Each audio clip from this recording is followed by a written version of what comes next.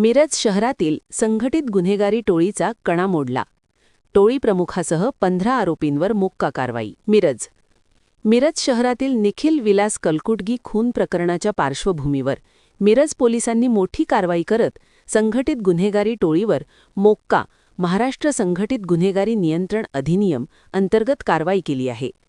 विशेष पोलीस महानिरीक्षक सुनील फुलारी यांच्या मार्गदर्शनाखाली टोळी प्रमुख प्रथमेश ढेरे सह एकूण 15 आरोपींवर मोक्का मंजूर करण्यात आला आहे. मिरज पोलीस ठाण्यात दाखल गुन्ह्याचा तपास उपविभागीय पोलीस अधिकारी प्रणिल गिल्डा करत असताना सदर टोळी 2017 पासून सातत्याने गंभीर स्वरूपाचे गुन्हे करत असल्याचे निष्पन्न झाले. टोळी प्रमुख प्रथमेश ढेरे आणि त्याच्या साथीदारांवर खुनाचा प्रयत्न, अपहरण, दरोडा, विनयभंग तसेच बेकायदेशीर शस्त्रसाठा यांसारखे अनेक गंभीर गुन्हे दाखल आहेत. मिरज शहर हेच या टोळीचे मुख्य कार्यक्षेत्र असून त्यांच्या दहशतीमुळे नागरिकांमध्ये भीतीचे वातावरण निर्माण झाले होते. आगामी सांगली, मिरज, कुपवाड महानगरपालिका व स्थानिक स्वराज्य संस्थांच्या निवडणुकांच्या पार्श्वभूमीवर शहरातील कायदा व सुव्यवस्था अबाधित राखण्यासाठी ही कठोर कारवाई करण्यात आली आहे.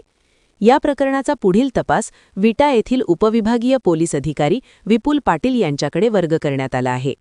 ही कारवाई विशेष पोलीस महानिरीक्षक सुनील फुलारी, पोलीस अधीक्षक संदीप घुगे, अपर पोलीस अधीक्षक श्रीमती कल्पना बारवकर यांच्या मार्गदर्शनाखाली मिरज उपविभागीय पोलीस अधिकारी प्रणिल गिल्डा, मिरज पोलीस ठाण्याचे पोलीस निरीक्षक संजीव झाडे व त्यांच्या पथकाने यशस्वीरित्या पार पाडली.